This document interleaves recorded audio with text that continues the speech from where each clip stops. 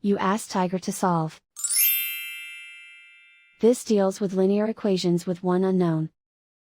The final result is x equals 8. Let's solve it step by step. Group all constants on the right side of the equation. Add 4 to both sides. Simplify the arithmetic.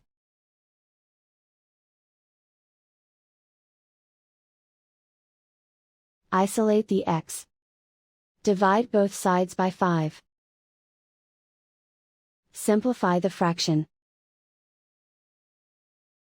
Find the greatest common factor of the numerator and denominator. Factor out and cancel the greatest common factor. And so the final result is x equals 8.